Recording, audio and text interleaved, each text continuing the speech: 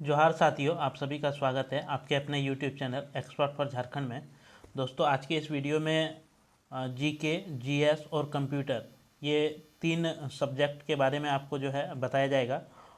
कुल इसमें जीके का 30 सवाल और साइंस का जो है 20 और कंप्यूटर का 20, यानी कि कुल आपका 70 एमसीक्यू सवाल जो है इस वीडियो में आपको कराया जाएगा। और ये क्लास जो है आपका 5वां क्लास है। इससे पहले हम 4 वीडियो आपको दे चुके हैं। तो जो दोस्त नहीं देखे हैं अभी तक वीडियो के डिस्क्रिप्शन में उसका लिंक दे देंगे, आप वहां से जो है वीडियो को देख सकते हैं। तो आप सीजीएल या क्षेत्रीय कार्यकर्ता या झारखंड पुलिस किसी की भी तैयारी कर रहे हैं तो इस वीडियो से जो है आपको काफ़ी ज़्यादा हेल्प होने वाला है। और ये प्रैक्टिस सेट बुक जो है आप विजय रथ, इसी से सारे प्रश्न आपके कराए जा रहे हैं। तो आप जेपीएससी, जेएसएससी या रेलवे किसी भी एग्ज़ाम की अगर तैयारी कर रहे हैं तो आपको इस वीडियो से काफ़ी ज़्यादा मदद मिलने वाला है। और आपका जो प्रश्न पूछा जाता है दोस्तों, एकदम इसी टाइप का प्रश्न आपसे एग्ज़ाम में भी पूछा जाता है, चाहे वह रेलवे का एग्ज़ाम हो या जेपीएससी या जेएसएससी का एग्ज़ाम हो। आपके प्रश्न जो है जीके का और साइंस, कंप्यूटर जो है आपके सेम टू सेम इसी तरह के सवाल जो है आपको देखने को मिलता है। तो चलिए हम वीडियो शुरू करते हैं। इससे पहले आपको हम बता दें कि जो नए दोस्त इस चैनल में देख रहे हैं और अभी तक आपने चैनल को अगर सब्सक्राइब नहीं किया है तो चैनल ज़रूर सब्सक्राइब कर लीजिए, क्योंकि इस चैनल के माध्यम से जो है आपको झारखंड के किसी भी एग्ज़ाम की तैयारी कराई जाती है। साथ में झारखंड का जो भी वैकेंसी का नोटिफिकेशन हो उसको विस्तार पूर्वक आपको बताया जाता है। और जो भी अपडेट हो वर्तमान में, इस अपडेट को भी जो है इस चैनल के माध्यम से आपको बताया जाता है। इसलिए ये चैनल जो है काफ़ी ज़्यादा आपके लिए इम्पोर्टेंट हो जाता है। और वीडियो आप अंत तक ज़रूर देखिए दोस्तों। अंत तक देखने के बाद आपको लगे कि आपके लिए ये वीडियो हेल्पफुल है तो आप एक लाइक कर दीजिए और ज़्यादा से ज़्यादा अपने दोस्तों को शेयर कर दीजिए।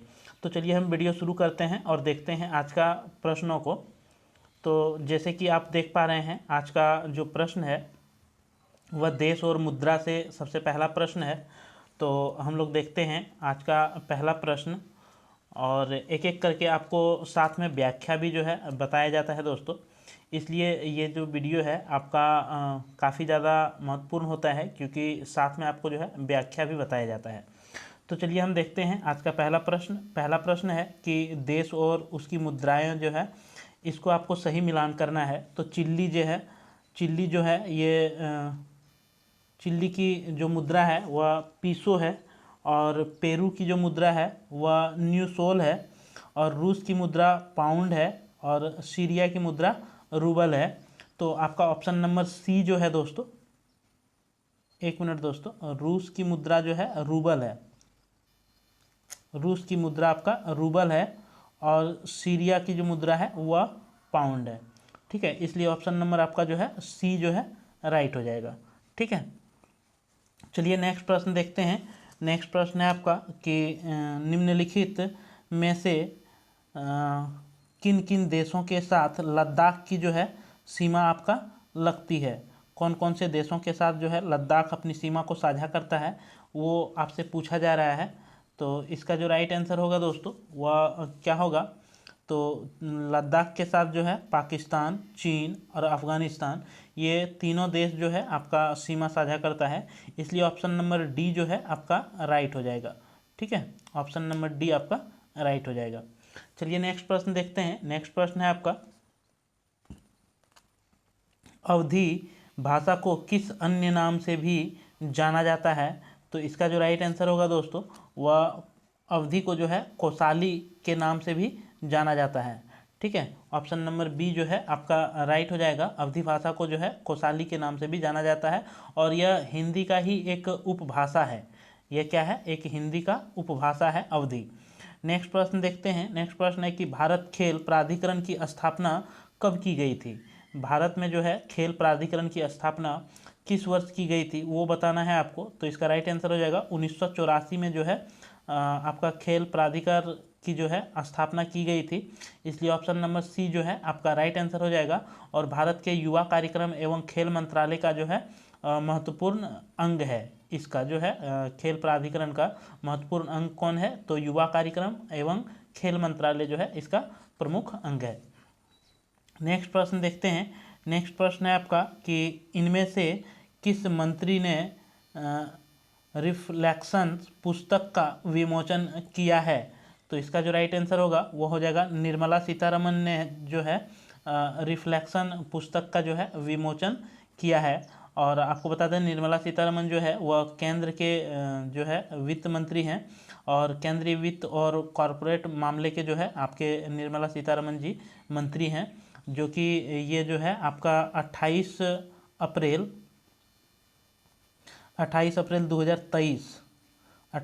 2023 को मुंबई में प्रसिद्ध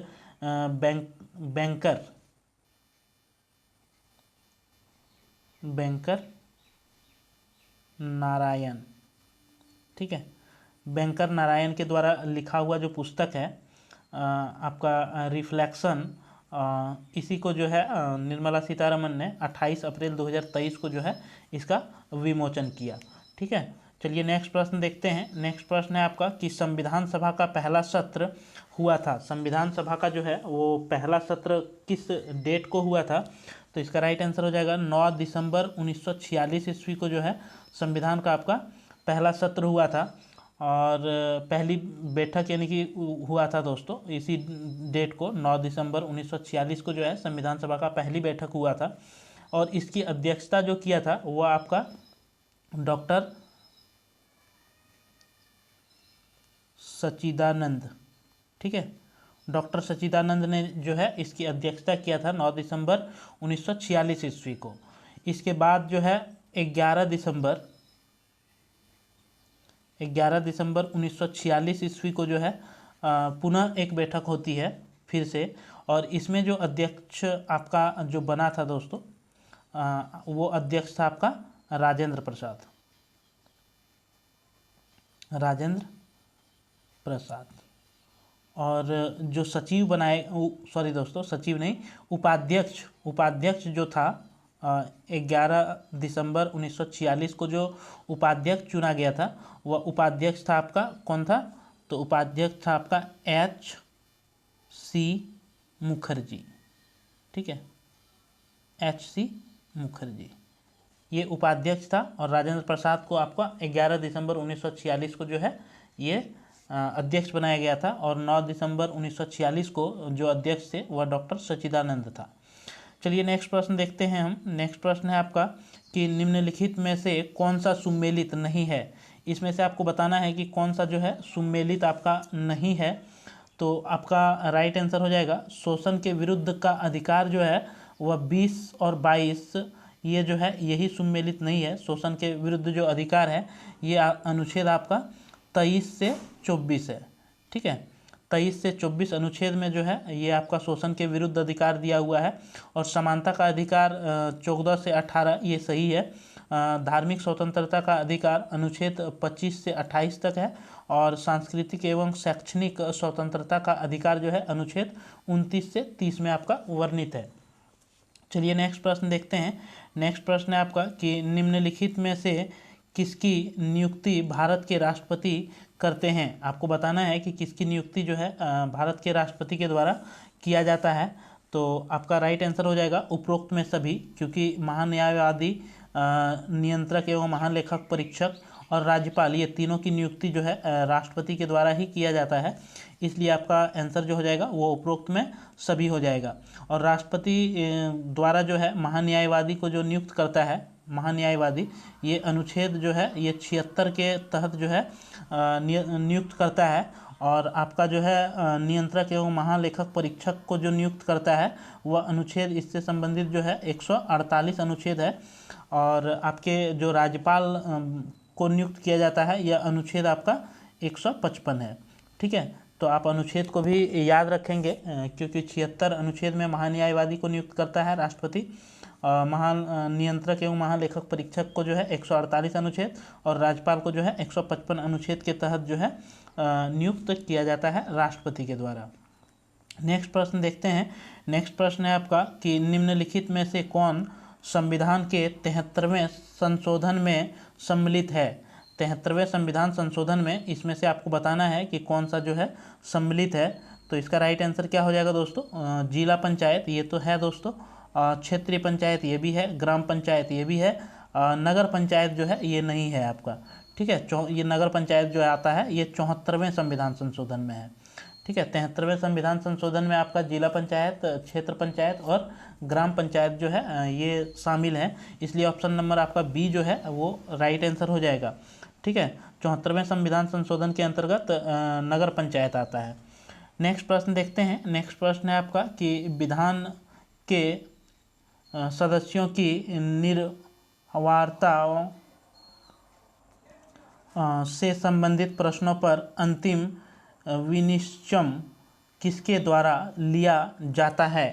यानी कि विधानसभा के सदस्यों का जो निर्वार्ताओं से संबंधित जो प्रश्न होता है दोस्तों, वह प्रश्न पर अंतिम जो विनिश्चय होता है, यानी कि उसको निश्चय करना, ये किसके द्वारा जो है निर्णय लिया जाता है, तो ये बताना है आपको। तो इसका राइट आंसर हो जाएगा आपका राज्यपाल के द्वारा। ठीक है, राज्यपाल के द्वारा जो भी विधानसभा के सदस्यों द्वारा जो भी प्रश्न होता है या फिर जो भी मुद्दा होता है जो कि विधानसभा में लाया जाता है, और उसे जो है एक कानूनी रूप देके राज्यपाल से जो है सलाह लिया जाता है, और अंतिम जो निर्णय होता है वह राज्यपाल का इसमें निर्णय होता है। तो इसलिए ऑप्शन नंबर डी जो है आपका राइट हो जाएगा। और ये जो है आपका जो ये शक्ति है जो अनुच्छेद में आपका संविधान में दिया हुआ, वह अनुच्छेद 192 के तहत 192 का ए, ठीक है, 192 का ए के अनुसार जो है अगर प्रश्न उठता है कि किसी राज्य के विधानमंडल में किसी निर्धारता से गरिष्ठ हो या नहीं, तो वह प्रश्न जो है राज्यपाल को विनिश्चय के लिए जो है निर्देशित किया जाता है, और उसका विनिश्चय का अंतिम जो निर्णय होता है वह राज्यपाल का होता है। नेक्स्ट प्रश्न देखते हैं। नेक्स्ट प्रश्न है आपका कि कुमायूं हिमालय निम्नलिखित में से किन नदियों के बीच स्थित है। तो इसका जो राइट आंसर होगा वो ऑप्शन नंबर आपका सी हो जाएगा। सतलज और काली नदी के बीच जो जगह है उसी के बीच में आपका कुमायूं हिमालय का क्षेत्र आता है। ठीक है, या फिर उसी को जो है कुमायूं हिमालय का क्षेत्र कहा जाता है, और इसकी जो लंबाई है वह आपका 320 किलोमीटर, ठीक है, 320 किलोमीटर जो है इसका क्षेत्र की लंबाई है। और गंगा एवं यमुना नदी का जो उद्गम है इसी क्षेत्र से हुआ है। यानी कि ये जो कुमायूं हिमालय जो है दोस्तों, सतलज और काली नदी, इसी के बीच से जो है आपका यमुना और गंगा, ये दोनों नदियों का जो है उद्गम जो हुआ है वह इसी कुमायूं के हिमालय से हुआ है, और ये इसका जो क्षेत्र है वह 320 किलोमीटर है। चलिए नेक्स्ट प्रश्न देखते हैं। नेक्स्ट प्रश्न है आपका कि निम्न में से कौन सा जलप्रपात नर्मदा नदी पर नहीं है। आपको बताना है कि इसमें से 4 गो जलप्रपात आपको दिया हुआ है, इसमें से कौन सा जलप्रपात जो है वह नर्मदा नदी पर स्थित नहीं है। तो भालकुंड जलप्रपात जो है ये नर्मदा नदी पर आपका अवस्थित नहीं है। ठीक है, बाकी आपका कपिलधारा, दुग्धधारा और भेड़ाघाट, ये तीनों जलप्रपात जो है ये आपका नर्मदा नदी पर स्थित है। और नर्मदा नदी का जो उद्गम स्थल है दोस्तों, आपको बता दें कि नर्मदा नदी का जो उद्गम स्थल है वह मैकाल पर्वत, ठीक है, मैकाल पर्वत के श्रेणी से अमरकंटक जगह से जो है चोटी से, अमरकंटक चोटी से जो है नर्मदा नदी का उद्गम हुआ है। और नर्मदा नदी पर ही आपका जो है कपित धारा, दुग्ध धारा और भेड़ा जलप्रपात जो है ये पाए जाते हैं। और आपका ये जो भालकुंड है दोस्तों, भालकुंड जलप्रपात जो है ये मध्य प्रदेश में ही है, एमपी में ही है, लेकिन कि ये जो है आपका बीना नदी पर है। कहाँ पे है? बीना नदी पर। ठीक है, भालकुंडा जलप्रपात जो है ये आपका बीना नदी पर है। तो चलिए हम नेक्स्ट प्रश्न देखते हैं। नेक्स्ट प्रश्न है आपका कि सूची को आपको जो है मिलान करना है। एक तरफ राज्य दिया हुआ है और एक तरफ खनिज का नाम दिया हुआ है। तो मैग्नीज जो है, मैग्नीज सबसे अधिक जो है वो मध्य प्रदेश में आपका पाया जाता है। निकेल जो है ये उड़ीसा में पाया जाता है। सीसा या जस्ता ये राजस्थान में पाया जाता है। और एस्बेस्टस जो है ये आंध्र प्रदेश में पाया जाता है। तो इसलिए आपका राइट आंसर जो हो जाएगा वो ऑप्शन नंबर सी जो है राइट हो जाएगा, क्योंकि ये क्रमवार से जो है आपका मिला हुआ है। ठीक है, मैग्नीज मध्य प्रदेश, निकेल उड़ीसा, सीसा जस्ता राजस्थान, एस्बेस्टस आंध्र प्रदेश। चलिए नेक्स्ट प्रश्न देखते हैं। नेक्स्ट प्रश्न है आपका कि निम्नलिखित में से कौन सा एक जनसंख्या के घनत्व के आधार पर भारतीय राज्यों का 2011 की जनगणना के अनुसार सही अवरोही क्रम है। यानी कि जनगणना के अनुसार आपको बताना है कि घटते क्रम जो है वो अवरोही को घटते क्रम बोलते हैं और आरोही को जो है बढ़ते क्रम बोलते हैं। ठीक है, तो आपको घटते क्रम में बताना है राज्यों की स्थिति। ठीक है, जनसंख्या घनत्व के आधार पे। तो इसका जो आपका राइट आंसर होगा वो ऑप्शन नंबर सी हो जाएगा दोस्तों, क्योंकि बिहार जो है, बिहार के बाद आपका जो है घनत्व है पश्चिम बंगाल का है, फिर केरल का है, फिर उत्तर प्रदेश का है। अगर बिहार की घनत्व की हम बात करें तो बिहार का जो घनत्व है वह आपका 1106, ठीक है, 1106 वर्ग किलोमीटर जो है ये बिहार का घनत्व है। और पश्चिम बंगाल की घनत्व का बात करें तो इसका 1028 जो है पश्चिम बंगाल का घनत्व है। और केरल की बात करें तो केरल का जो घनत्व है वह 806 वर्ग किलोमीटर, 806 वर्ग किलोमीटर जो है वो केरल का है। और उत्तर प्रदेश की बात करें तो आपका उत्तर प्रदेश का जो है वह 818 लिख रहे हैं दोस्तों, 802, ठीक है, 802 जो है वह उत्तर प्रदेश का है। तो इसलिए आपका राइट आंसर क्या हो जाएगा, ऑप्शन नंबर सी।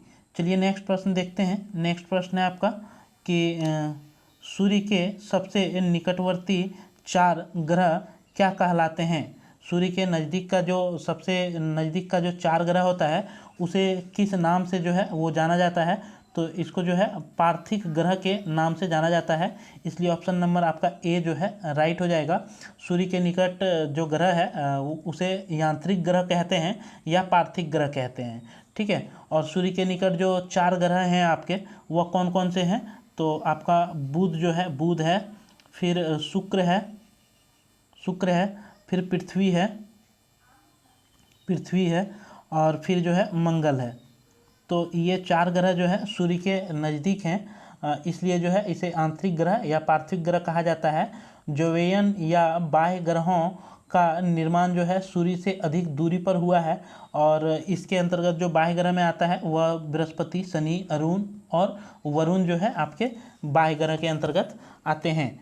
चलिए नेक्स्ट प्रश्न देखते हैं। नेक्स्ट प्रश्न है कि निम्नलिखित में से भारतीय राष्ट्रीय कांग्रेस के किस अधिवेशन में महात्मा गांधी ने कहा था, गांधी मर सकते हैं परंतु गांधीवाद सदैव बना रहेगा।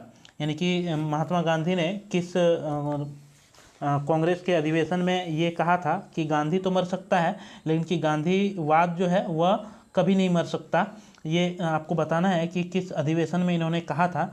तो ये जो आपका राइट आंसर होगा वो ऑप्शन नंबर डी हो जाएगा। कराची अधिवेशन 1931 में हुआ था। ठीक है, कराची का अधिवेशन जो है वह 1931 में हुआ था। 29 मार्च 1931 को जो है कराची में अधिवेशन हुआ था और इस अधिवेशन का जो अध्यक्षता किया था वह आपका किया था सरदार वल्लभ भाई पटेल।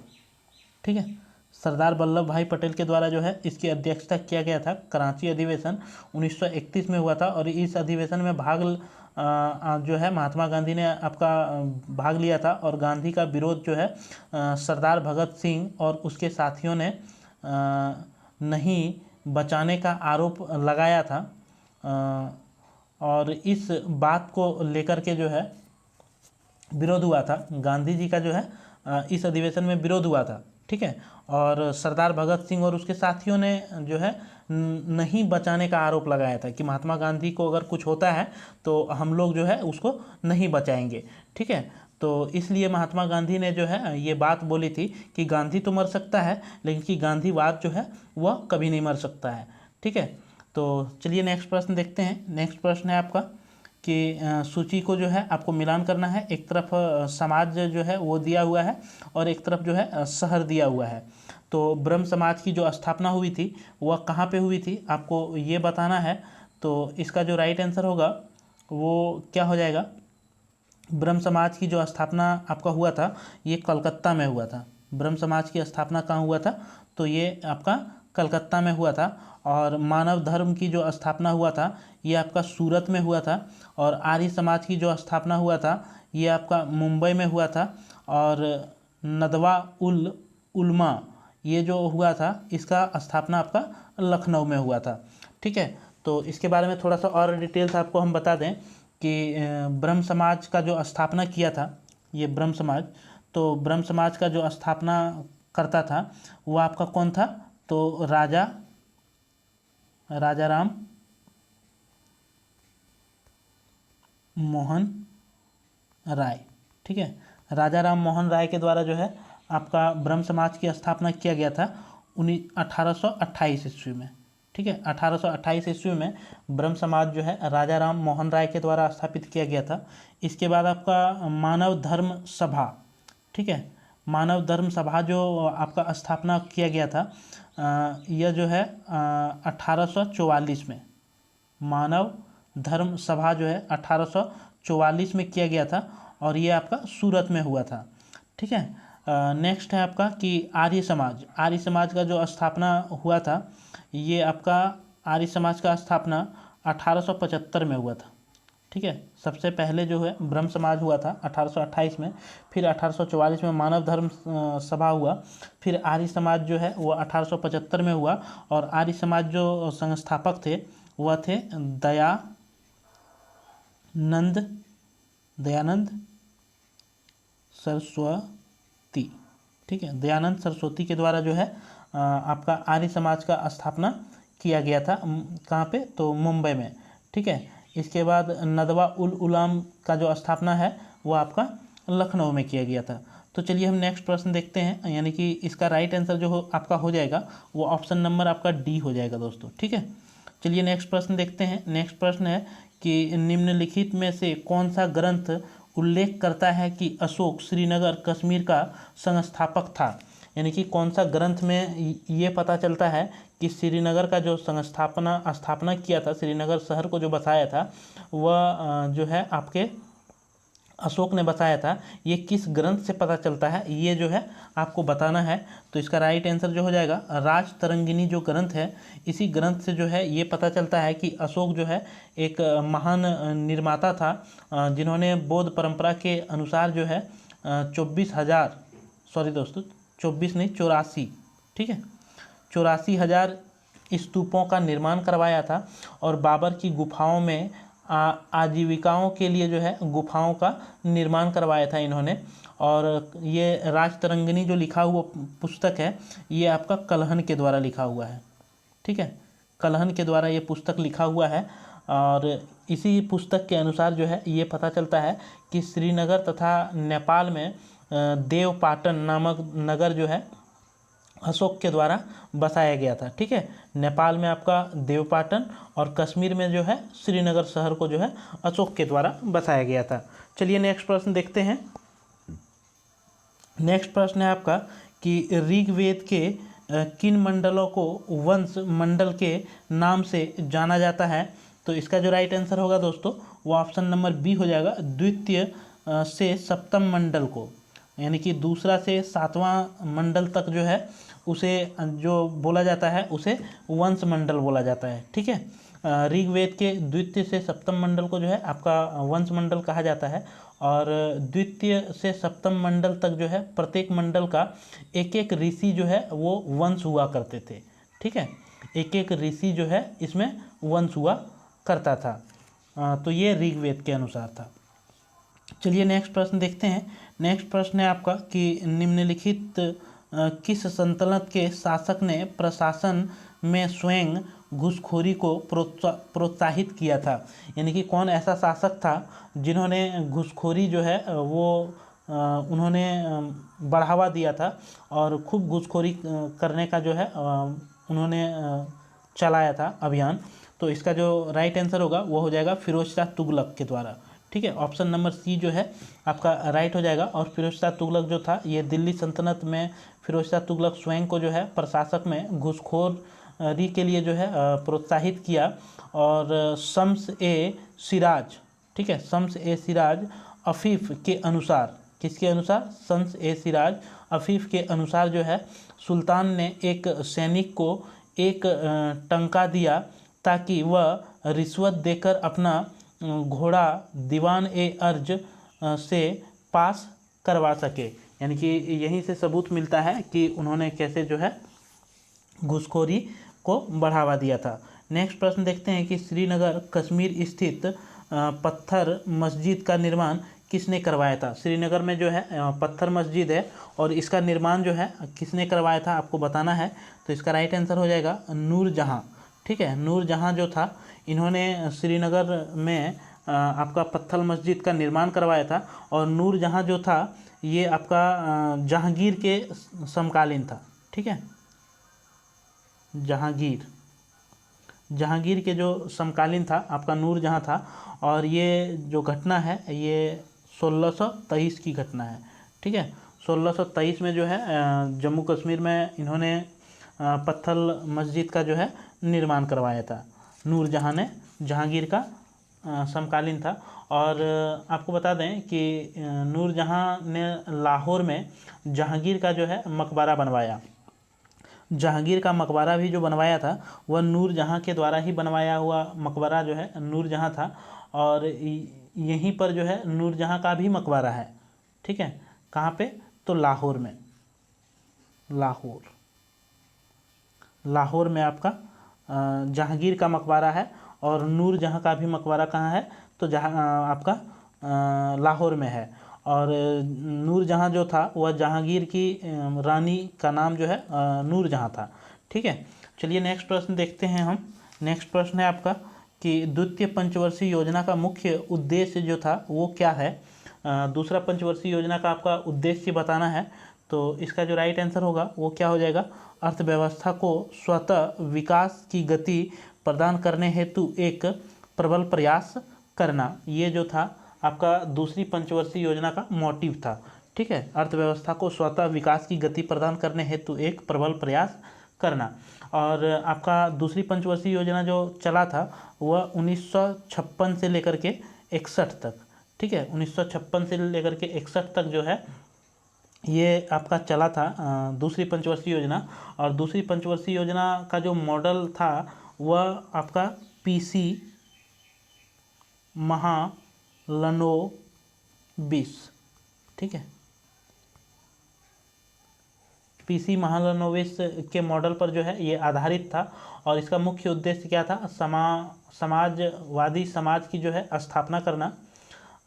और जो है आपका समाज में कैसे जो है समाज का निर्माण हो, इसका ये जो है मुख्य उद्देश्य था, जो कि पीसी महालनोबिस मॉडल के ऊपर आधारित था। और इसका जो कार्यकाल था वह 1956 से 61 था। ठीक है, तो चलिए नेक्स्ट प्रश्न देखते हैं हम। नेक्स्ट प्रश्न है आपका कि ज्ञान प्रकाश समिति का संबंध जो है वह किससे था? ज्ञान प्रकाश समिति का जो संबंध है वह किससे था? तो इसका राइट आंसर हो जाएगा दोस्तों चीनी घोटाला से। ठीक है, ज्ञान प्रकाश समिति का जो संबंध है वह आपका चीनी घोटाला से है। और ये चीनी घोटाला जो आपका हुआ था ये 1994 में हुआ था।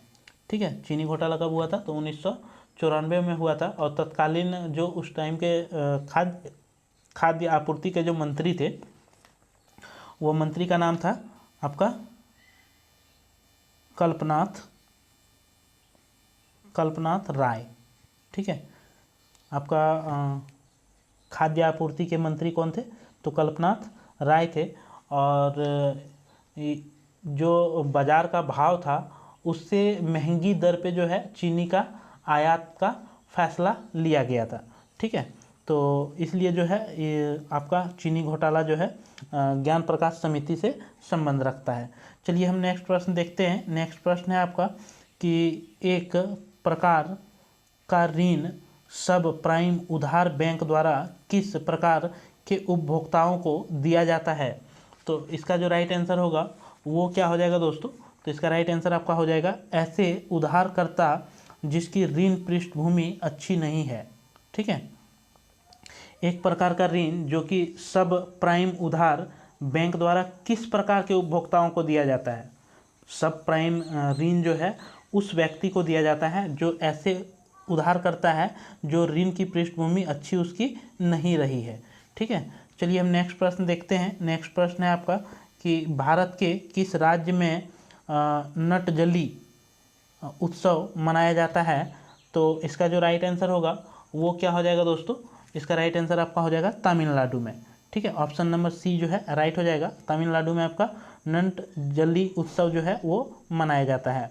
नेक्स्ट प्रश्न है कि निम्नलिखित में से कौन सी भारतीय मार्शल आर्ट है जिसकी उत्पत्ति आधुनिक केरल से हुई है। मार्शल आर्ट कौन सा है जो कि आपका केरल से हुआ है। तो कलिरिपयट्टू, ठीक है, कलिरिपयट्टू जो है ये मार्शल आर्ट आपका केरल से शुरू हुआ है। केरल को आधुनिक उत्पत्ति माना जाता है। चलिए नेक्स्ट प्रश्न देखते हैं। नेक्स्ट प्रश्न है आपका कि भारतीय महिला क्रिकेट टीम ने किस टीम को हराकर पहला under 19 women's cricket world cup का खिताब जीता। तो इसका जो राइट आंसर हो जाएगा वो हो जाएगा इंग्लैंड क्रिकेट टीम को जो है हराकर जो है भारत ने under 19 women's cricket world cup जो है वो जीता था। नेक्स्ट प्रश्न देखते हैं कि निम्न में से किस मिशन के तहत भारत के 11 करोड़ घरों को नल जल मिल रहा है। यानी कि आपको बताना है किस मिशन के तहत जो है 11 करोड़ घरों को जो है नल जल जो है वो दिया जा रहा है। तो इसका राइट आंसर हो जाएगा जल जीवन मिशन के तहत। ठीक है, ऑप्शन नंबर डी जो है आपका राइट हो जाएगा, जल जीवन मिशन। नेक्स्ट प्रश्न देखते हैं। नेक्स्ट प्रश्न है आपका कि आईसीसी विश्व कप 2023 के ब्रांड एम्बेसडर के रूप में किसे नियुक्त किया गया है। आईसीसी विश्व कप 2023 का जो ब्रांड एम्बेसडर था वो किसे बनाया गया था। तो शाहरुख खान को। ठीक है, ऑप्शन नंबर बी जो है आपका राइट हो जाएगा, शाहरुख खान। नेक्स्ट प्रश्न देखते हैं कि नाटो के महासचिव के रूप में पुनः तीसरी बार किसे चुना गया है। नाटो के रूप में जो है महासचिव जो है ये लगातार तीसरी बार जो चुना गया है वो किसे चुना गया है। तो जेंस स्टोल्टेनबर्ग, ठीक है, जॉन स्टोल्टेनबर्ग को जो है लगातार तीसरी बार जो है नाटो का महासचिव चुना गया है। तो चलिए ये था आपका जीके का 30 सवाल दोस्तों। अब हम साइंस के जो है 20 सवाल का करते हैं। ठीक है, तो आपका पहला सवाल जो है वो साइंस का पहला सवाल है कि हाइड्रोजन से भरा हुआ पॉलीथीन का गुब्बारा पृथ्वी के स्थल से छोड़ा जाता है तो वायुमंडल में ऊंचाई पर जाने से क्या होता है। जब हाइड्रोजन से भरा हुआ एक पॉलीथीन का गुब्बारा जो है पृथ्वी के स्थल से छोड़ा जाता है, ठीक है, तो वो जब वायुमंडल में वह गुब्बारा पहुंचता है तो क्या होता है उसमें। तो क्या होगा कि गुब्बारे के अमाप में वृद्धि हो जाएगी। ठीक है, क्या होगा, गुब्बारे की अमाप में जो है वह वृद्धि हो जाएगी। गुब्बारे के अंदर भरी हुई हाइड्रोजन गैस का दबाव जो है वायुमंडलीय दबाव से अधिक होने के कारण जो है गुब्बारा फैलने लगता है। ठीक है, वायुमंडलीय दाब से जो है अधिक दाब होने पर जो है क्या होता है कि गुब्बारा का जो आयतन है वह फैलने लगता है, अतः गुब्बारे का जो अमाप है वह बढ़ जाएगा। चलिए नेक्स्ट प्रश्न देखते हैं। नेक्स्ट प्रश्न है आपका कि नीचे दिए गए शब्दों का जो है आपको मिलान करना है। ठीक है, तो प्रतिरोध जो है ये आपका प्रतिरोध ओम का मात्रक है और विद्युत प्रवाह जो है विद्युत प्रवाह आपका एम्पियर है। ठीक है, विद्युत प्रवाह एम्पियर। और बल का जो है वो बल का आपका मात्रक न्यूटन है और पावर का जो है पावर का आपका मात्रक वाट है। तो आपका राइट आंसर जो हो जाएगा वो ऑप्शन नंबर बी आपका राइट हो जाएगा। चलिए नेक्स्ट प्रश्न देखते हैं। नेक्स्ट प्रश्न है कि ग्लेशियर में बर्फ़ हमेशा निम्न में से कहाँ से पिघलता है। ग्लेशियर में जो है बर्फ़ हमेशा जो है वो कहाँ से पिघलता है। तो सबसे निचले स्तर जो है वहीं से आपका बर्फ़ जो है ग्लेशियर में पिघलता है, इसलिए ऑप्शन नंबर बी जो है आपका राइट आंसर हो जाएगा। नेक्स्ट प्रश्न देखते हैं कि निम्न में से किसमें ध्वनि तरंग को मानव कान नहीं सुन सकता है। आपको बताना है कि इसमें से कौन सा ध्वनि तरंग जो है मनुष्य को सुनाई नहीं पड़ता है। तो इसका राइट आंसर हो जाएगा पराश्रव्य ध्वनि तरंग जो है वह मनुष्य नहीं सुन सकता है। ठीक है, और पराश्रव्य ध्वनि तरंग जो होता है वह कितना होता है, तो प्राश्रव्य ध्वनि तरंग जो है वह 20,000 हर्ट्ज से ज़्यादा होता है। ठीक है, प्राश्रव्य ध्वनि जो होता है वह कितना होता है, वह 20,000 हर्ट्ज से ज़्यादा होता है। और मनुष्य जो सुन सकता है वह श्रव्य तरंग जो है मनुष्य के द्वारा सुन सकता है, और इसकी जो होता है वह 20 हर्ट्ज से 20,000 हर्ट्ज तक होता है। ठीक है, 20 से 20,000 हर्ट्ज तक की ध्वनि जो है मनुष्य अपनी कानों से जो है वह सुन सकता है, और 20,000 से ऊपर की ध्वनि जो है वह मनुष्य नहीं सुन सकता है। और अश्रव्य ध्वनि जो होता है यह 0 से आपका 0 हर्ट्ज से 20 हर्ट्ज तक होता है। ठीक है, 20 हर्ट्ज तक की जो ध्वनि होता है उसे अश्रव्य तरंग जो है कहा जाता है। तो चलिए हम नेक्स्ट प्रश्न देखते हैं। नेक्स्ट प्रश्न है आपका कि पानी से भरे तालाब की गहराई कम दिखाई देती है, यह निम्नलिखित में से किसके कारण होता है? तो इसका जो राइट आंसर होगा वो ऑप्शन नंबर बी हो जाएगा। ये जो होता है अपवर्तन के कारण होता है। ठीक है, पानी से भरा हुआ तालाब जो है आपको कम गहराई दिखाई पड़ता है, क्योंकि जब उसमें पानी होता है तो पानी में क्या होता है, अपवर्तन होता है, वह एक मिरर की तरह काम करता है, इसलिए अपवर्तन के कारण जो है हमें कम गहराई का प्रतीत होता है। चलिए नेक्स्ट प्रश्न देखते हैं। नेक्स्ट प्रश्न है कि जब जेनर डायोड को पावर सप्लाई में इस्तेमाल किया जाता है तो इसका कार्य स्थिर रखना है। किसका काम जो है, इसका कार्य जो है स्थिर रखना है। तो इसका राइट आंसर हो जाएगा लोड प्रतिरोध के सापेक्ष आउटपुट धारा को जो है ये स्थिर रखने का काम जो है आपका जेनर डायोड करता है। ठीक है, ये एक चालक के रूप में जो है आपका जेनर डायोड जो है चालक के रूप में काम करता है, जिसका नाम जो है उसके आविष्कार से ही जेनर के नाम से सी जेनर, इसका आविष्कारक जो है वो सी जेनर है, और इसी के नाम से जो है जेनर डायोड जो है वो नाम दिया गया है। और ये जो है पावर सप्लाई में इस्तेमाल किया जाता है आपका, और जहाँ पे कार्य लोड प्रतिरोध के सापेक्ष आउटपुट धारा को जो है ये स्थिर रखने में अपनी भूमिका निभाती है। तो चलिए नेक्स्ट प्रश्न देखते हैं। नेक्स्ट प्रश्न है कि सोलर सिस्टम को किसने खोजा था? सोलर सिस्टम जो है वो किसने खोजा था? तो इसका राइट आंसर हो जाएगा केपलर ने। ऑप्शन नंबर बी जो है आपका राइट हो जाएगा, केपलर ने आपका सोलर सिस्टम की खोज की थी। नेक्स्ट प्रश्न देखते हैं कि इस वेम्स एपिथीलियम उत्तक फेफड़ों के एल्वेलाई और जानवरों के अन्य हिस्सों में पाया जाता है जहां खाली जगह संकुचन और विश्राम होता है। तो इसका राइट आंसर हो जाएगा अस्थाई, अस्थाई। ठीक है, अस्थाई संकुचन और विश्राम होता है। ठीक है, तो स्क्वैवेम्स एपिथीलियम उत्तक फेफड़ों के एल्वेलाई और जानवरों के अन्य हिस्सों में ये पाया जाता है, जो कि अस्थायी संकुचन और विश्राम होता है। ठीक है, चलिए नेक्स्ट प्रश्न देखते हैं। नेक्स्ट प्रश्न है आपका कि जीवों में प्रोटीन निर्माण के लिए सूचना स्रोत क्या है? जीवों में जो है प्रोटीन का निर्माण का जो सूचना है वह क्या है? तो इसका राइट आंसर हो जाएगा डीएनए। ठीक है, ऑप्शन नंबर सी जो है आपका राइट हो जाएगा। जीवों में प्रोटीन का निर्माण के लिए जो है सूचना स्रोत आपका डीएनए है।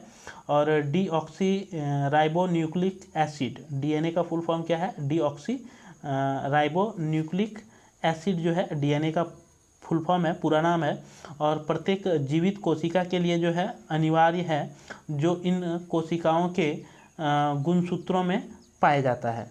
ठीक है, कोशिकाओं के गुणसूत्रों में जो है डीएनए आपका पाया जाता है। नेक्स्ट प्रश्न देखते हैं कि इनमें से किस प्रकार के अंगों की बुनियादी संरचना एवं उत्पत्ति समान होती है किंतु उसके कार्य जो है अलग होता है? आपका बुनियादी संरचना और उत्पत्ति जो है वो समान होता है, लेकिन कि उसका काम जो है वह अलग होता है, तो इसे जो है समजात कहा जाता है। ठीक है, क्या कहा जाता है? समजात कहा जाता है। ऑप्शन नंबर ए जो है राइट हो जाएगा आपका। इस अंग को जो है समजात अंग कहा जाता है, जैसे कि पक्षी के पंख, घोड़े का अग्रपाद, मनुष्य का बाजू तथा गाय का जो है अग्रपाद, ये सब आपके उदाहरण हैं। नेक्स्ट प्रश्न देखते हैं। नेक्स्ट प्रश्न है आपका कि निम्न में से क्या आहार नाल में अम्लीय आहार को क्षारीय में परिवर्तित करता है? आपको बताना है कि कौन सा ये है जो कि अम्ल को जो है वो क्षार में परिवर्तित कर देता है। तो इसका राइट आंसर हो जाएगा ऑप्शन नंबर सी, पीतरस। ठीक है, पीतरस जो है ये अम्लीय भोजन को जो है ये क्षार बनाने का काम आपका पीतरस के द्वारा किया जाता है, जिससे जो है पचाने में आपका आसानी हो जाता है।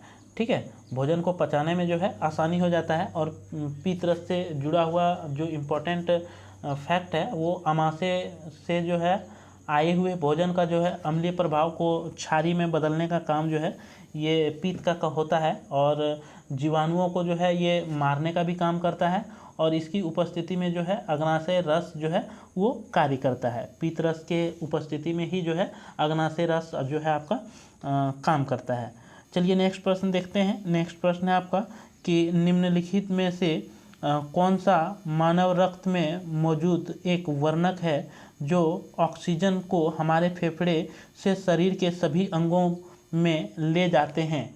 तो इसका राइट आंसर हो जाएगा आपका हेमोग्लोबिन।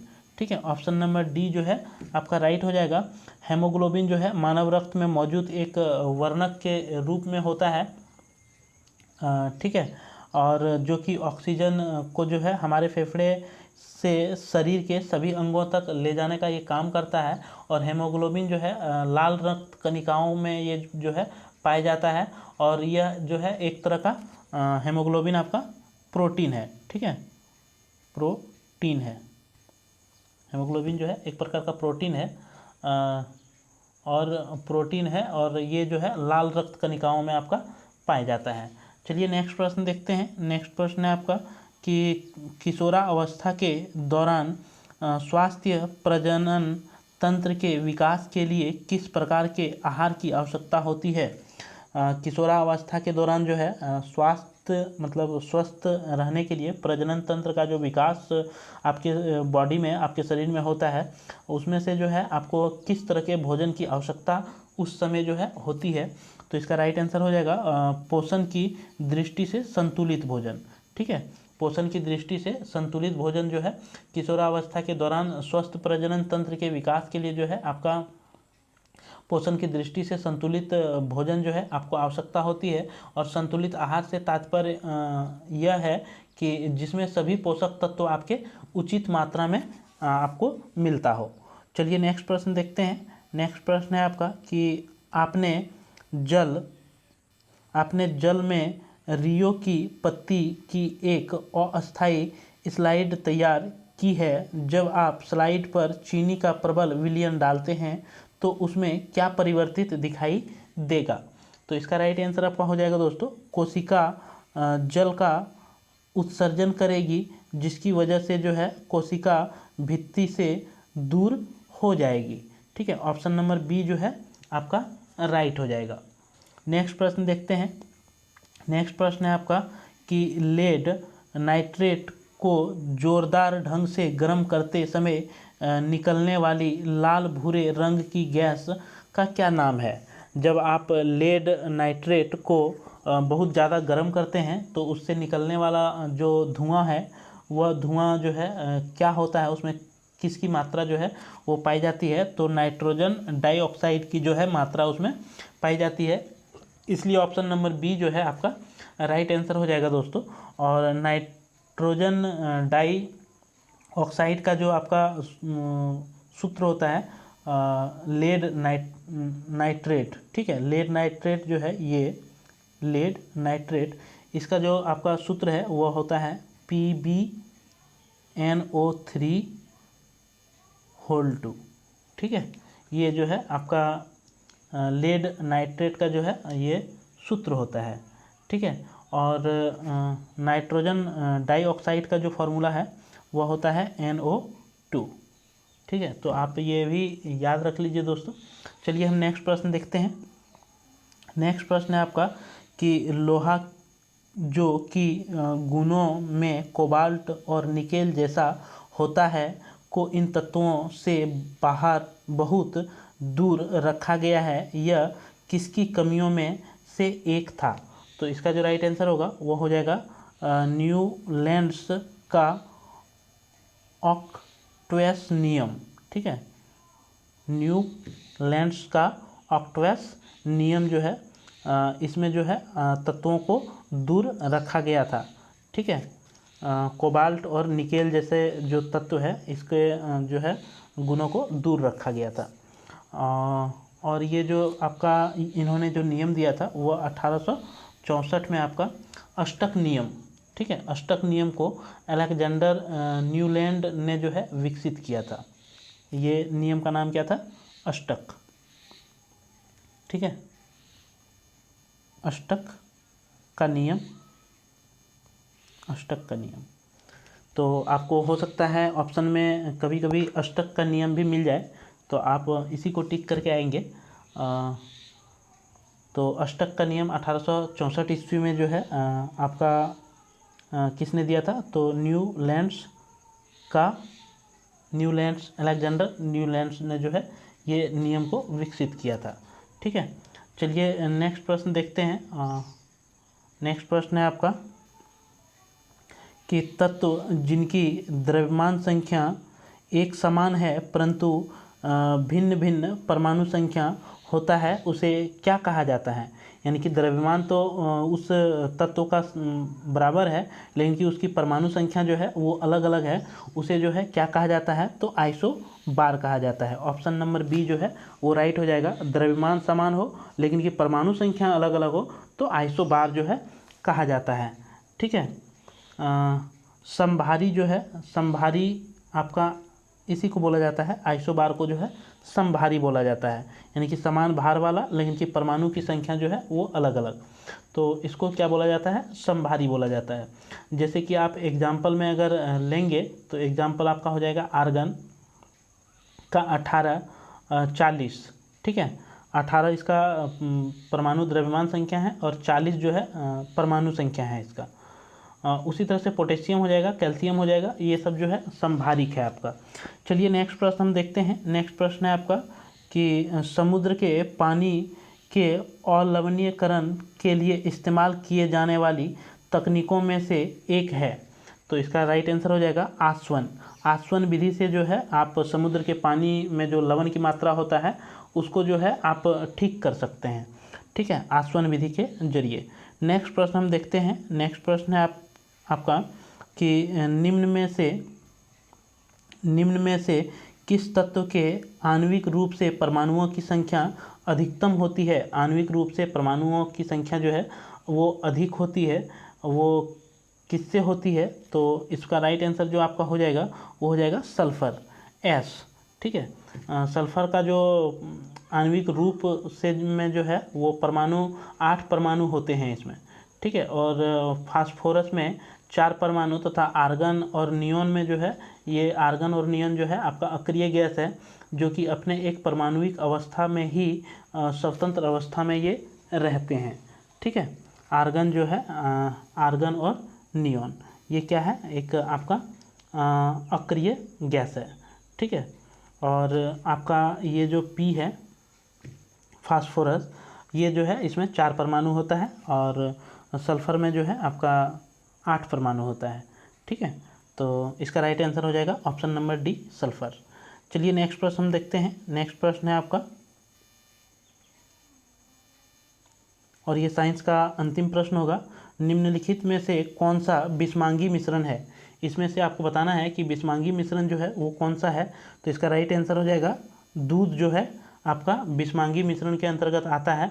और बिस्मांगी मिश्रण जो है वह मिश्रण होता है जिसमें प्रत्येक भागों में उसके अवयवी पदार्थों के संघटक जो है विभिन्न गुणधर्मों एक जैसे नहीं होते हैं, यानी कि इसमें जितने भी पदार्थ पाए जाते हैं सभी का गुणधर्म जो है वो एक जैसा नहीं होता है, उसी को जो है बिस्मांगी मिश्रण आपका कहा जाता है। तो दूध जो है आपका बिस्मांगी है, ठीक है, दूध आपका बिस्मांगी है। चलिए हम नेक्स्ट अब देखते हैं, और 20 आपका कंप्यूटर का सवाल है और 20 हम कंप्यूटर के सवाल को देखेंगे जल्दी। तो नेक्स्ट प्रश्न है आपका कि कौन सी प्रक्रिया यह सुनिश्चित करने के लिए जांच करती है कि कंप्यूटर के घटक ऑपरेट कर रहे हैं और सही ढंग से जुड़े हुए हैं? तो इसका जो राइट आंसर हो जाएगा वह बूटिंग, ऑप्शन नंबर ए जो है आपका राइट हो जाएगा, बूटिंग। नेक्स्ट प्रश्न देखते हैं। नेक्स्ट प्रश्न है कि सेकेंडरी स्टोरेज मीडिया से हार्ड डिस्क में सॉफ्टवेयर प्रोग्राम को कॉपी करने की प्रक्रिया को क्या कहा जाता है? तो इसका राइट आंसर हो जाएगा अपलोड करना। ठीक है, इस प्रक्रिया को क्या कहा जाता है? अपलोड करना। नेक्स्ट प्रश्न देखते हैं। नेक्स्ट प्रश्न है आपका कि स्टोरेज मीडिया के रूप में निम्न में से क्या CD रोम के फ़ायदे हैं? तो इसका राइट आंसर आपका हो जाएगा मैग्नेटिक डिस्क की तुलना में CD रोम कम गलतियां करता है। ठीक है, इसलिए ऑप्शन नंबर जो है आपका बी राइट हो जाएगा। नेक्स्ट प्रश्न देखते हैं। नेक्स्ट प्रश्न है आपका कि एक खाली जगह नामक शब्द प्रयोग होता है जब सर्च इंजन वेब पृष्ठ वेब पेज पर लौटता है जो शोध परिणाम क्राइटेरिया को मैच करता है। तो इसे जो है क्या कहा जाता है? तो इसका राइट आंसर हो जाएगा लिंक। ठीक है, इसे जो है लिंक कहा जाता है। चलिए नेक्स्ट प्रश्न देखते हैं। नेक्स्ट प्रश्न है कि खाली जगह शब्द वर्तमान में प्रयुक्त विंडो के वर्णन के लिए जो है किया जाता है। तो इसका राइट आंसर हो जाएगा ऑक्टिव या सक्रिय विंडो। ठीक है, ऑक्टिव या सक्रिय विंडो शब्द जो है वर्तमान में आपका प्रयुक्त विंडो का वर्णन करने के लिए किया जाता है। नेक्स्ट प्रश्न देखते हैं कि माइक्रो प्रोसेसर जो कंप्यूटर का मस्तिष्क होता है उसे खाली जगह क्या कहा जाता है? तो इसका जो राइट आंसर हो जाएगा वो माइक्रो चिप कहा जाता है। ऑप्शन नंबर ए जो है आपका राइट हो जाएगा, माइक्रो चिप कहा जाता है। नेक्स्ट प्रश्न देखते हैं कि सर्वमान्य इनपुट डिवाइस जो है वो क्या है? तो इसका राइट आंसर हो जाएगा माउस और कीबोर्ड जो है आपका सर्वमान्य इनपुट डिवाइस है। नेक्स्ट प्रश्न देखते हैं कि www का जो पूर्ण नाम है वह क्या है? तो www का जो पूर्ण नाम है यानी कि पूरा नाम है वो वर्ल्ड वाइड वेब। ठीक है, ऑप्शन नंबर सी जो है आपका राइट हो जाएगा। नेक्स्ट प्रश्न देखते हैं कि खाली जगह एक प्रकार के सस्ते कैमरे होते हैं जो कंप्यूटर के साथ लगे रहते हैं और उसका उपयोग वीडियो कॉन्फ्रेंसिंग, वीडियो चैटिंग और लाइव वेब ब्रॉडकास्टिंग के लिए जो है होता है। तो इसका राइट आंसर जो आपका हो जाएगा वो हो जाएगा वेब कैम्स। ठीक है, वेब कैम्स एक प्रकार के सस्ते कैमरे होते हैं जो कि आपके कंप्यूटर या लैपटॉप में जो है वो लगे होते हैं, जिसकी मदद से आप वीडियो कॉन्फ्रेंसिंग, वीडियो चैटिंग या लाइव वेब ब्रॉडकास्ट जो है आप कर सकते हैं उससे। चलिए नेक्स्ट प्रश्न देखते हैं कि वर्कशीट में कॉलम और रो के इंटरसेक्शन को क्या कहते हैं? वर्कशीट में जो है कॉलम और रो का जो इंटरसेक्शन है उसे क्या कहा जाता है? तो आपको बता दें कि इनमें से जो है जो ऑप्शन दिया हुआ है आपका इनमें से कुछ भी नहीं कहा जाता है। कॉलम, वैल्यू, फोर्टल ये सब कुछ भी नहीं कहा जाता है।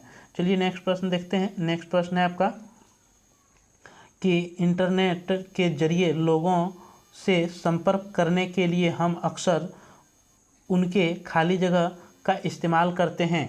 तो इसका जो राइट आंसर होगा वो क्या हो जाएगा? तो इसका राइट आंसर हो जाएगा ईमेल एड्रेस। ठीक है, ईमेल एड्रेस का जो है अक्सर हम इस्तेमाल करते हैं इंटरनेट के जरिए लोगों से संपर्क बनाने के लिए। नेक्स्ट प्रश्न देखते हैं। नेक्स्ट प्रश्न है कि डिजिटल इलेक्ट्रॉनिक उपकरणों के लगातार छोटे तथा अधिक शक्तिशाली होते जाने की प्रवृत्ति से कार्यकारियों के आधिकारिक खाली जगह हो जाने का बढ़ावा मिलता है। तो इसका राइट आंसर आपका हो जाएगा बुद्धिमान। ठीक है, बुद्धिमान हो जाने को बढ़ावा मिला है। ठीक है, चलिए नेक्स्ट प्रश्न देखते हैं। नेक्स्ट प्रश्न है कि खाली जगह हार्ड ड्राइव अस्थायी रूप से सिस्टम यूनिट में स्थापित की जाती है और उन्हें निकालने जाने की व्यवस्था नहीं होती जब तक कि उसकी मरम्मती करने या उन्हें बदलने की ज़रूरत ना पड़े। तो इसका जो राइट आंसर होगा वो आपका क्या हो जाएगा? इंटरनल। जो पार्ट आपके अंदर होते हैं उसे जो है क्या कहा जाता है? Internal hard drive. ठीक है, ये अस्थायी रूप से होते हैं और ये आपके उस पार्ट सिस्टम यूनिट के अंदर होते हैं। चलिए हम नेक्स्ट प्रश्न देखते हैं। नेक्स्ट प्रश्न है आपका कि बार कोड एक खाली जगह कोड होता है जो विभिन्न मोटाई और ऊंचाई की पट्टियों के माध्यम से डाटा की जानकारी देता है। तो इसका जो राइट आंसर होगा वो हो जाएगा ऑप्टिकल। ठीक है। बार कोड में एक ऑप्टिकल कोड होता है जिसके ज़रिए जो है आपको जानकारियाँ प्राप्त होती है। नेक्स्ट प्रश्न है, ये क्वेश्चन तो रिपीट हो गया है, WW का पूरा नाम, तो वर्ल्ड वाइड वेब हो जाएगा। ऑप्शन नंबर सी जो है आपका राइट हो जाएगा। चलिए नेक्स्ट प्रश्न देखते हैं। नेक्स्ट प्रश्न है आपका कि किसी टास्क को पूरा करने के लिए स्टेप बाय स्टेप तरीके का सेट कहलाता है। तो इसका जो राइट आंसर होगा वो क्या हो जाएगा, एल्गोरिथम। ठीक है, स्टेप बाय स्टेप जो सेट है उसे एल्गोरिथम कहा जाता है। नेक्स्ट प्रश्न देखते हैं। नेक्स्ट प्रश्न है कि टेक्स्ट और अन्य डाटा को किस टेम्पोररी एरिया में स्टोर किया जाता है और बाद में किसी दूसरी जगह पर पेस्ट किया जाता है। तो इसका जो राइट आंसर हो जाएगा वो आपका रोम हो जाएगा। ठीक है, टेम्पोररी में जो है इसे रोम में स्टोर किया जाता है और बाद में जो है फिर दूसरे जगह पे पेस्ट कर लिया जाता है। चलिए नेक्स्ट प्रश्न देखते हैं कि स्प्रेडशीट में खाली जगह एक नंबर होता है जो आप कैलकुलेशंस में यूज करते हैं। कैलकुलेशन में जो यूज करते हैं स्प्रेडशीट, उसमें आपका जो है वो क्या होता है, तो वैल्यू। ठीक है, स्प्रेडशीट में वैल्यू एक नंबर होता है जिसे जो है आप उसके ज़रिए कैलकुलेशन करते हैं। नेक्स्ट प्रश्न देखते हैं। नेक्स्ट प्रश्न है आपका, नेक्स्ट प्रश्न है कि खाली जगह में कन्वर्ट किए गए डॉक्यूमेंट को वेब पर प्रकाशित किया जा सकता है। तो इसका जो राइट आंसर हो जाएगा वो क्या हो जाएगा, HTML। HTML में कन्वर्ट किए गए डॉक्यूमेंट्स को जो है आपका वेब पर प्रकाशित किया जा सकता है। नेक्स्ट प्रश्न देखते हैं कि खाली जगह उच्च गति वाली एक प्रकार की मेमोरी होती है जिसे प्रोसेसर रैम से भी अधिक गति से एक्सेस कर सकता है, उसका जो है नाम क्या है। तो इसका आपका राइट आंसर हो जाएगा कैश मेमोरी। ठीक है, कैश मेमोरी जो है ये एक उच्च गति का जो है मेमोरी होता है जिसे रैम से भी अधिक तेज काम जो है ये कर सकता है। तो ये था आपका 20 कंप्यूटर के सवाल और 20 साइंस के सवाल कराए, और फिर जो है उससे पहले आपको 30 जीके का सवाल कराए, यानी कि कुल आपको जो है इस वीडियो में 70 MCQ प्रश्न कराया गया, जो कि आपके एग्ज़ाम के दृष्टिकोण से काफ़ी महत्वपूर्ण MCQ प्रश्न था। तो आप वीडियो को जो है एक बार में अगर आपको नहीं समझ में आया हो तो आप दोबारा ज़रूर देख लीजिए, और इस तरह के प्रश्न आपके एग्ज़ाम में पूछे जाते हैं, क्योंकि इसी तरह के प्रश्न जो है किसी भी एग्ज़ाम में आपके पूछे ही जाते हैं। तो आपको अगर ये वीडियो अच्छा लगा हो तो आप एक लाइक कर दीजिए और अपने दोस्तों को वीडियो ज़्यादा से ज़्यादा शेयर कर दीजिए। और जो नए दोस्त देख रहे हैं इस चैनल में और अभी तक आपने चैनल को सब्सक्राइब नहीं किया है तो चैनल ज़रूर सब्सक्राइब कर लीजिए, क्योंकि इस चैनल के माध्यम से आपको झारखंड की किसी भी एग्ज़ाम की तैयारी कराई जाती है। साथ में जो भी नोटिफिकेशंस और अपडेट हो वह इस चैनल के माध्यम से आपको बताया जाता है, इसलिए ये चैनल जो है आपके लिए काफ़ी ज़्यादा इंपॉर्टेंट हो जाता है। तो चलिए दोस्तों, फिर आपसे हम नेक्स्ट वीडियो में मिलते हैं। तब तक के लिए मेरे तरफ से सभी दोस्तों को जोहार, धन्यवाद। जय झारखंड, जोहार झारखंड।